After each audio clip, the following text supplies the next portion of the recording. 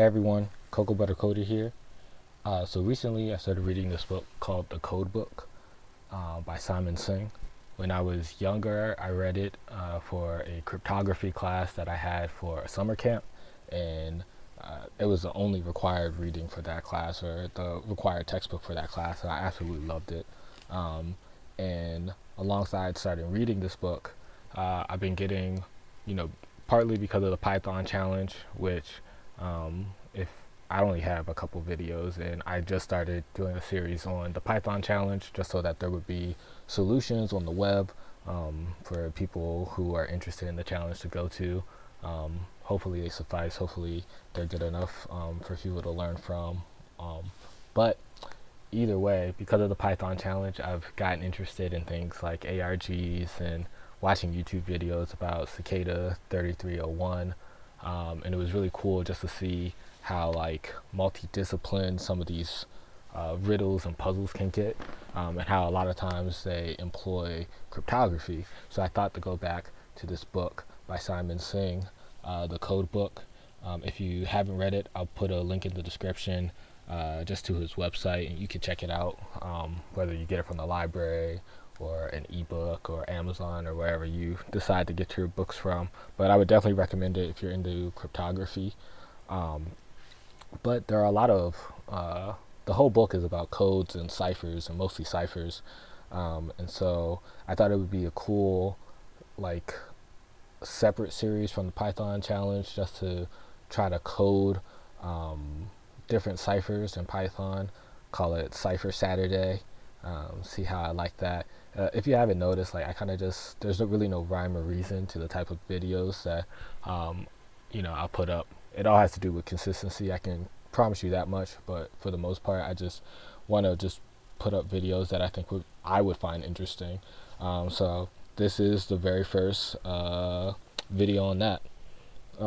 So the first cipher that they go over in the book is called the rail fence cipher encoding mechanism, and I think they said it was called a transposition cipher. So basically, if you don't know, a cipher is basically a way of disguising text or a message, usually by manipulating the characters themselves. So in this case, in the rail fence cipher, you have a message like up here. They call it the plain text, and then after the cipher is called the ciphertext. So this is a secret message, and the way it works is the book started with a 2-rail fence as kind of like the default rail fence cipher, but this is a rail fence that has 4 rails. But basically, you alternate between rails, so you would have the T of T. The T and this is a secret message on the first line, and then the H on the third, on the second, I on the third, S on the fourth, and then the I of is on the third. So it kind of zigzags back and forth. So I'll be starting with a rail fence of 2 just to get us started, and then eventually we'll see how we can expand that into a more generalizable rail fence of n. So like I said in my Python challenge video, which maybe I'll post the playlist link in the description. I'll definitely be posting the code book link in the description. But I usually code in Visual Studio Code, so I already have a file called railfence.py. So usually when I code, I start with a, what is that saying? This is just about a survey. No, thank you. Oh yeah, I also gotta remember to like zoom in. I forgot to do that last time, but I realized after the fact that it might be kind of hard to like see what I'm typing on the screen. So usually I always try to code from like a user perspective, make it user facing at least. So something like printing a message to the user like, please enter your plain text message. And then we'll have, I'm not one of those people who likes to use like really fast or really short variable names that aren't meaningful. I think at one point it would have made sense, like before like auto completion and stuff like that, just to write X or A or P for plain text. But nowadays it's just kind of like, I don't know, no shade to anyone else, but it just kind of seems lazy to just, with the tools that we have, just not to use full variables that are more readable. So we'll just do plain text equals input. And I'll probably just lower everything and get ready for a lot of print statements, because that is how I test if things work properly. As I mentioned in the Python challenge video, like I'm working to automate the boring stuff by Al Swigert, and I'm pretty sure chapter 10 is on debugging, and part of that is about why you shouldn't use print statements but log statements, like console log statements. So, or not console logs, but just logging your statements instead of printing them. I'm about to enter chapter 10. I'm on chapter 9, so there might be a switch in the videos where I stop using print statements, but for the present time I'm gonna just print statements out. One thing about Visual Studio Code that I like is that you can just do this. I think I have this saved here, so I can just do like Python 3 and then do rail fence. Why isn't that working? Oh, forgot the parentheses on my input. But I can run my code like this and then just do message and get a message. I can also hit this play button if I have the Python extension, and it does everything for me. But if I didn't have that play button, it would probably be best to use a shebang here. So I'm just going to do that just as like, I guess, the better practice. Since I'm still learning, I actually went on Reddit to ask like what the advantage of using a shebang was, or I don't know if it's shebang or shebang, but it makes more sense for me to pronounce it as shebang. But I asked on Reddit like what the advantages were, and like the Redditor I was talking to, and I basically came to the conclusion that writing writing Python 3 railfence.py and then having the shebang, they do the same thing. I would say this is like, just after thinking about it for a little bit, it's probably better to use a shebang in practice, just because it's like, at least from a code, kind of a code mentality of not like retyping code every time. You just have to type the file and that's it. But either way, you can use this Python 3 railfence.py or use the shebang. But if we use the shebang, then we have to give it proper permissions. So +X, and then we'll do railfence. And now when we run it, we get the same thing. Okay, so basically with the railfence, like I said, we're splitting our text, and in our case we're going to start with 2. So I would probably do something like this.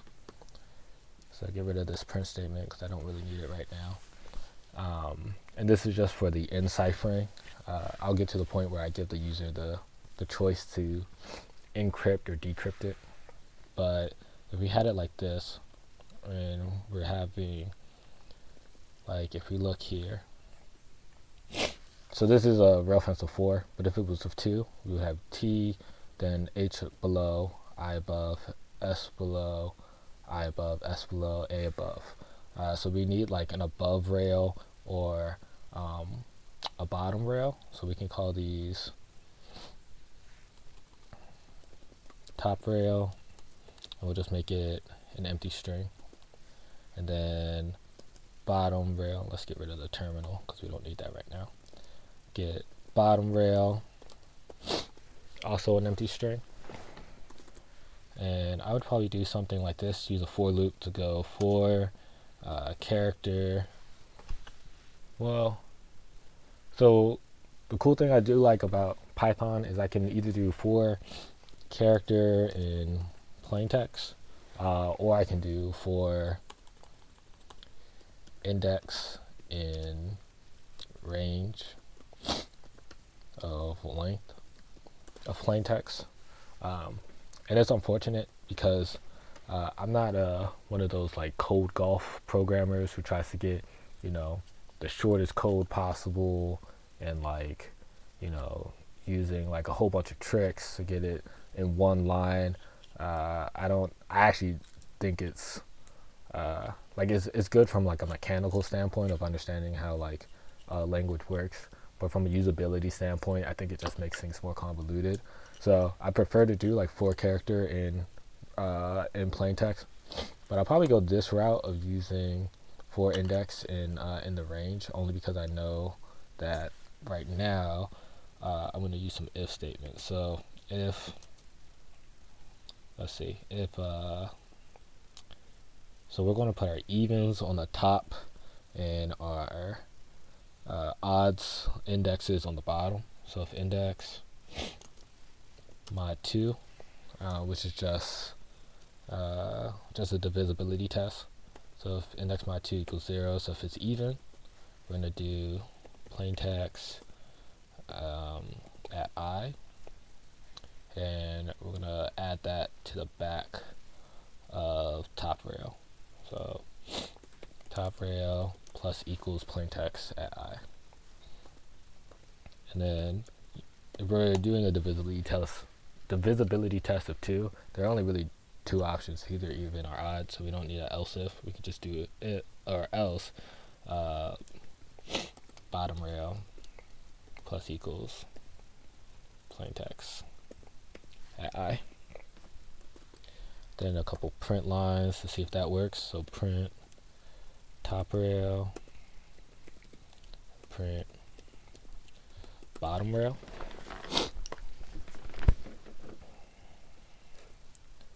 And open up our terminal, do this. So if we have message, what we should end up getting is, what is that? S, A, and then E for the top, and then E, S, that's the second S, and then G on the bottom. And that should, yeah, so we should have 7 total. So let's see what we get. Name I is not, okay, yeah. So this should be index, and this should be index, and then again, we get message, yeah. So we get M, then S, then A, then E, then E, then S, then G. Okay, works well. And then for the, I guess, the final part of the encryption of this rail fence is that you just string them together. So we already have our plain text, so we'll get rid of this and have a new variable called Cipher text, and that'll just be, we don't even have to set it to empty, we could just do top rail plus bottom rail, and then I'll print your cipher text message is S, and we do ciphertext. Okay, so I know I just said like I liked a more readable approach. For the most part, I think this is pretty readable. I will say that this little formatting, like you can do it. Like I said in my Python challenge video, like I come from a Java background, and there are definitely like the %s, %d type formatting, but I don't really use them that much. But for some reason, I've been using them a lot more in Python. And you can do something like this, like is, then plus, add that space in, and then ciphertext. And that is honestly, that probably is more, that's probably more readable, honestly. Like the formatting flags are probably better, just like thinking about this. I don't know if this is right or wrong, but it's probably better if you have like a bunch of different variables that you're inputting data, so you don't have to like break apart the sentence or, you know, the print line with like a bunch of like pluses and then data. It's probably just better to use the flag, but I've just grown to have this preference, so I'm gonna change this back and run this again. Then we have message. All right, so this is cool. The only problem I would say is that if you ran it with like spaces, this is a message, right? I would get rid of the spaces, and I honestly think that when they do the rail, like there are no spaces here. I think if we were actually enciphering this, and this is a pretty, I would assume, like I've read the book before, but I've only just started recently rereading it, so I'm on chapter 1. I passed the rail fence, but had this idea of reading it and thought it would be cool. But this is, I would assume this is, well, I know this is a pretty weak Cipher method, just because it's well explored, so it's easily breakable. But you don't want to make it any easier, and adding spaces, I would imagine, makes it kind of easier, because now like, okay, there's 1, 2, 3 spaces, and you can assume, at least I guess for English, I don't know, I don't think it would apply to any other languages, but if there are 3 spaces, there are 4 words. So I mean, that's just one more clue to figure out what that plain text message is, for maybe someone who's intercepting it and isn't supposed to, isn't the intended audience of that. So we're gonna do this. We're gonna get rid of that white space, and do, so I'm gonna say plain text equals, I don't know what this is, like empty string, and then we're gonna join it. And we're gonna do plain text dot split, and we're gonna split it according to the spaces. So basically breaking this apart, let's take this out and see what this is. So print, and then plain text split. We'll comment that out. Honestly, comment all of this out just for the moment. So we have something like, this is a message.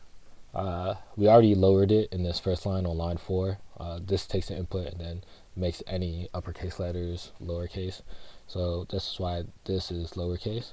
But then this split takes this delimiter of a space and splits it accordingly. So it's like, that's how it knows where a token ends. So this is 1 token, and then it sees a space, so that's the end of 1. Then it starts at is, then another space, so that's the end of is, and etc. to a message. And then if we add this in, what this join does is, now that we have this list of words, it joins them and adds in it joins it by adding in this empty string. So it takes this, and then it takes is and puts an empty string together. So if we run it again, go back, put this back in, just Control Z all of this. Now when we run, this is a message. Now it's all 1 string, as it should be. Okay, so this is pretty cool. Last thing I would probably do is get rid of any punctuation. So I didn't write it with a period, and I guess you could add things. I don't know. I try to program like to make things user proof, because I don't believe that users are stupid, but I do believe that users will do things that make the most sense for them. And so like, I think most people, I don't know if this is true, I think there are enough people who type with punctuation like naturally, at least periods, that you wouldn't want to account for something like that. Because again, that's another kind of like dead giveaway. Like, okay, there's a period in the sentence, so I know that this period marks the end of the sentence, or marks the end of some portion of a sentence, like in a abbreviation or a title or something like that. So I would get rid of that stuff as well.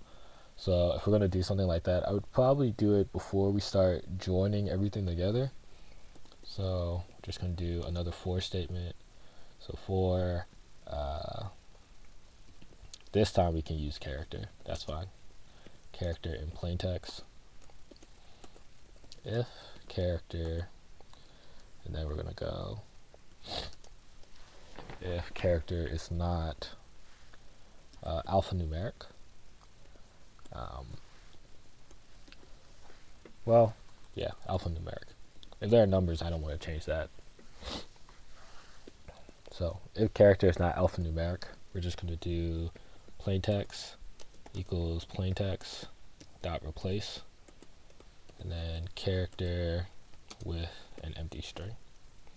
So as you can see here, another reason I like Visual Studio Code, I pour through, not pour through, I'm not, that's a bit of a lie. Sometimes documentation can get a little dry, but I always go through documentation and just try to control find, just find the methods to see if they do what I have in my head, if there's already a method for it, and then once I get there, I'm like, all right, now how do I use it? Documentation is really good for like, oh, this thing in your head exists, but usually you have to go to another website for like examples and stuff. But Visual Studio Code is cool because like you can do like, it already has the documentation pop up. So replace, it just takes the old character or old substring really, and then it inserts the new substring in its place. So basically, if there's anything that's not alphanumeric, if it's not a alphabet letter or a number, it takes it out and then just gets rid of it, is what the empty string does. So as an example, we can, oops, what do I want to do? Okay, no, go back. Okay, so print the plain text now in its current form, and then if we run it with something like I'm Mr. Beseeks, right? So now we have 3 punctuation characters. When we run it, it returns, oh, what happened? Plain text equals plain text dot replace, and it returns a copy replaced by the new. Oh, I do this sometimes where it auto-completes, but it auto-completes without the parentheses. But it's one of the downsides of auto-completion. You start relying on tabs and stuff and forget little things. So if we do this again, I'm Mr.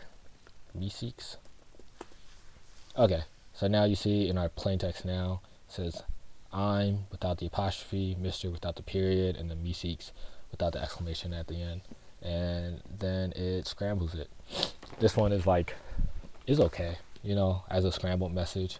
If you're like a Rick and Morty fan, maybe you could kind of see it kind of has the pieces of a Meeseeks in there. But so this is all cool for the most part. Yeah, this works pretty well. Only problem is it's only one way. It doesn't get the option of decrypting. So I would probably do this. So before. So I'll print this. Print. So would you like to encrypt or decrypt a message? And then let's see, process. I don't know a better way of grouping encryption or decryption together as like a term. So I'll just call this process equals input, and then we'll do if. And Java, we have to use parentheses for if statements, but not in Python, so still getting used to that. So if process equals decrypt, then we're going to do all of this.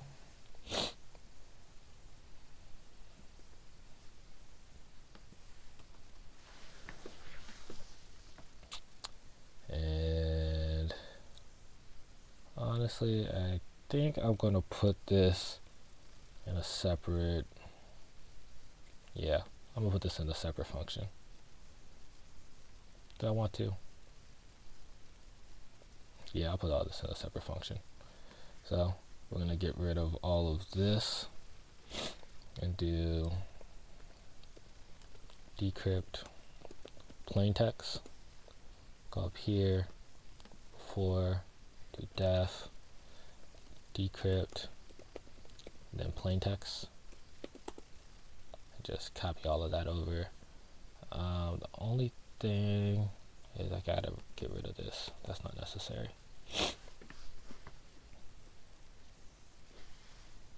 Then I'm just gonna add a space here and run. If I run this, what do I get? Oh, let's go decrypt, and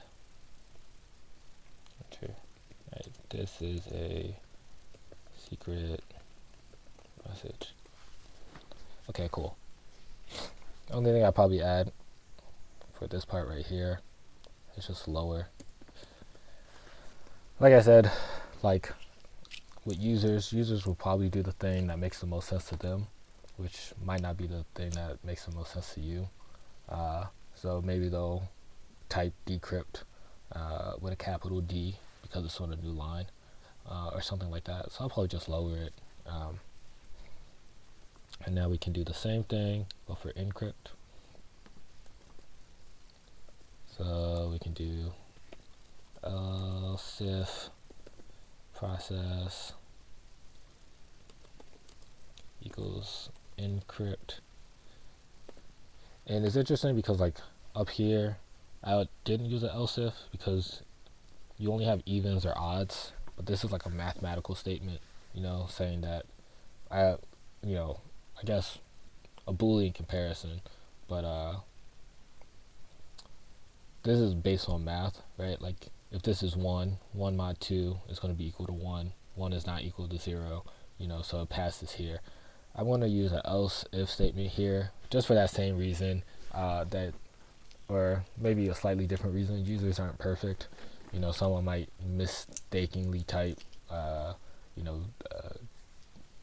decrypt and swap the P and the Y or something, or they might type something totally different, and you don't want it just to go on to the next process. So if the other option is encrypt, then we're just gonna just copy this, honestly. So please enter your ciphertext message, change this to ciphertext, then change this to encrypt, and then also change this to ciphertext. Okay, and now it's just asking us to write the method for encrypt.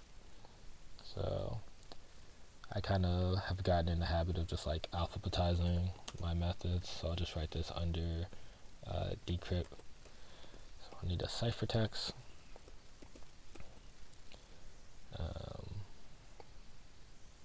Okay, add one more space. So basically we're gonna have a similar thing here. We know a couple things, like we know that our rail fence is only 2. We're only using 2 rails, so we know that we can split it into 2 groups. I'll probably do something like this, like establish what the middle is. There has to be a middle somewhere. So we're gonna do middle equals I guess the length of the ciphertext divided by 2. And then we're going to use double division for integer division. So let's see where the middle is. What do I want to do? I want to print this middle out. Print middle, and then we have rail fence. Whoa. Rail fence, and then we're going to do oh, did I put this in the decrypt? Okay, yeah, so this should be the encrypt and this should be the decrypt. Sorry about that. So just move this up. Yeah, I make a lot of little mistakes like that, so just bear with me. So this will be what we want to do. We want to decrypt the message, and then now I gotta change that. But either way, let's do this. Let's go back. Let's encrypt the message, and we're gonna have it as message. So the middle should be, if we have M, S, and then A, and then E. So the middle would be at E, and since it's 0-base indexing, that'll be at 3. So this is a length of 7, 7 divided by 2 is 3.5. So do we need a floor or a ceiling? What does it get when we decrypt? So decrypt, and then we'll do we'll just do mess, or we can just copy this.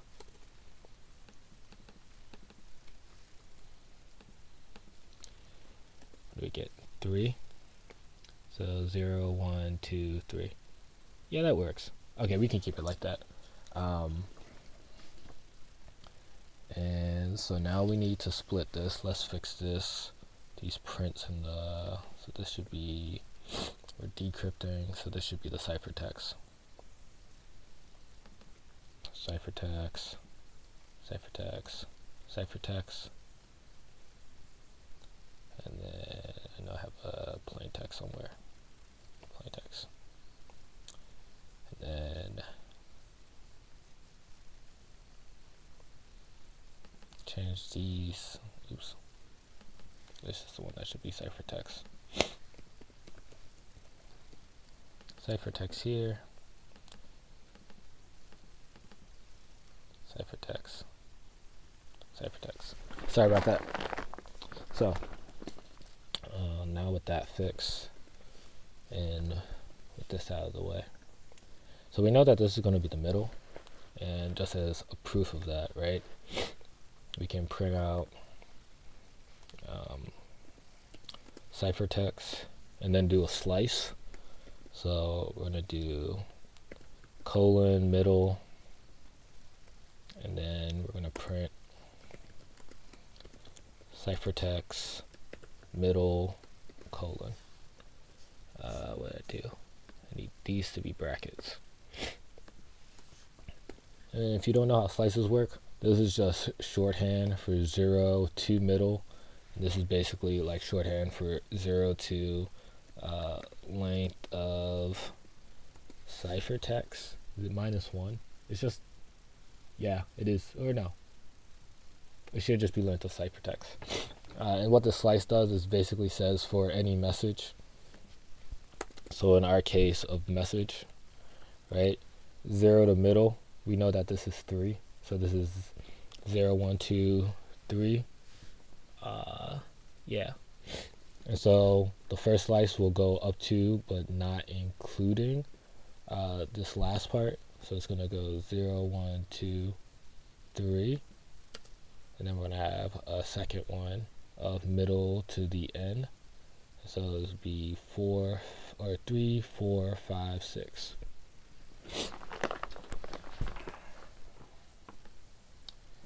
And I hope that's right. So we're going to decrypt the message.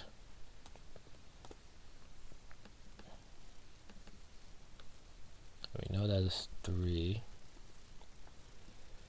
Okay. So the problem here is that it should be 3.5. So it turns out we don't want the integer after all, and we want the ceiling.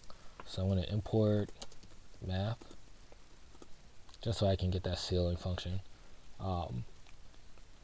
And we can do math.ceil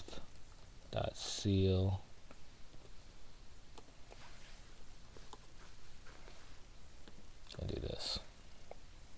So basically what this is, this will, instead of 3 like it gave us last time, length will be, in our case of the word message, will be 7. 7 divided by 2 is 3.5. The ceiling, or the next highest integer, like rounded up basically, not even rounded up, just the next highest integer to whatever float this is. So 3.5 will go to 4. If it was 3, it would stay at 3. But because it has a fractional part, it goes to the next highest integer. So this will go to 4, and that'll fix things. So if we do this instead, we get for decrypt. Today I can type will be a happy one. Okay, so now we actually get what we want. It should be 4 and 3. Okay, so now that we know that this works, we can do set this print to top rail equals this, and then we can do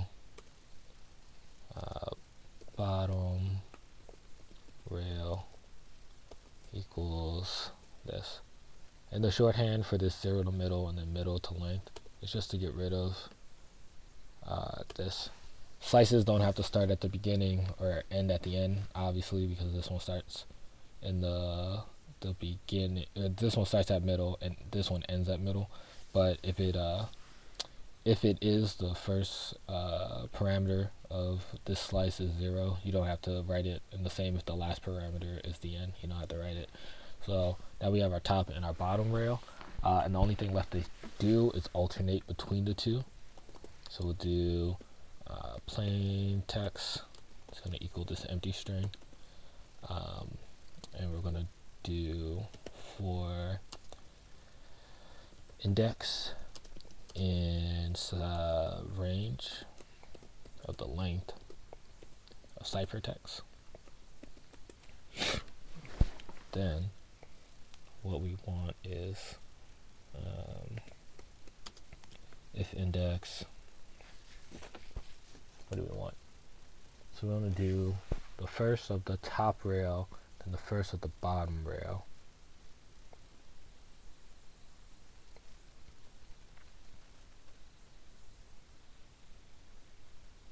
Okay. So if index is mod 2,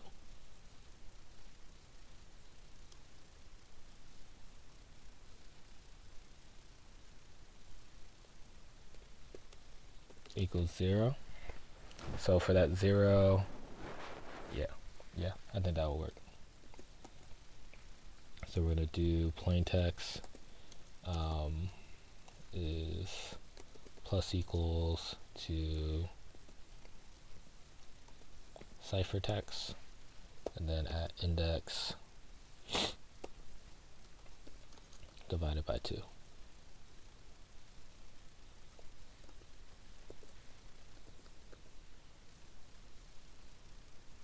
Oh wait, not ciphertext, but top rail. And then we're going to do else, and then the same thing except bottom rail.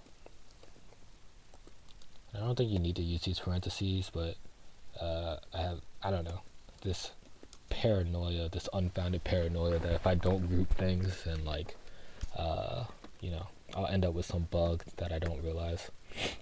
So we do decrypt, and for our ciphertext message, oh, I didn't print it out. So let's print out, just to see if it works, print out plain text, and then do it again. Oops, not yet. So first we want to type decrypt, then message. Honestly, something like this, now that I'm thinking about it, like using something like type 0 for encrypt and then like 1 for decrypt, probably solve those problems that I was talking about earlier about like misspellings or like whether they like, you know, capitalize the first letter or something like that. You kind of get rid of that. I don't know if that's better or worse from like a user standpoint. It seems like it'd be less personality, but less prone to error. So I don't know how that balances out. But this is our ciphertext, and now we have our message.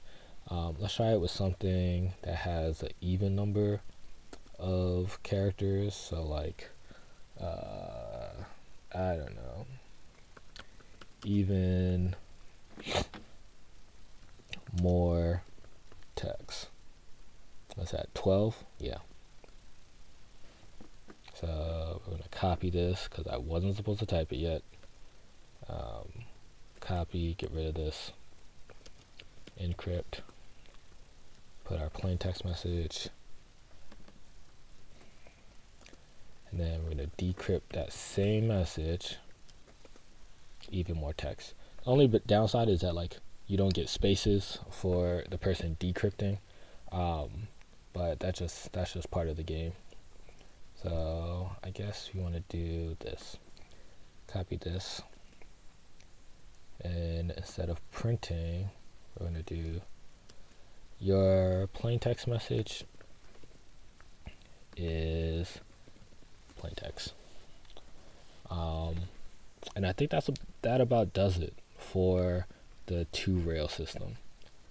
I think, let's see, how long has this been going on? I should have started timing this, but I think this is already a pretty long video, so maybe next Saturday I'll do, you know something, either I'll definitely post this on GitHub, but maybe next Saturday I'll post either the multi-rail, but that kind of sounds boring, to be honest, since I already did this video. So maybe I'll post this and then the multi-rail up on GitHub. So you can definitely check that out. I'll put the link in the description.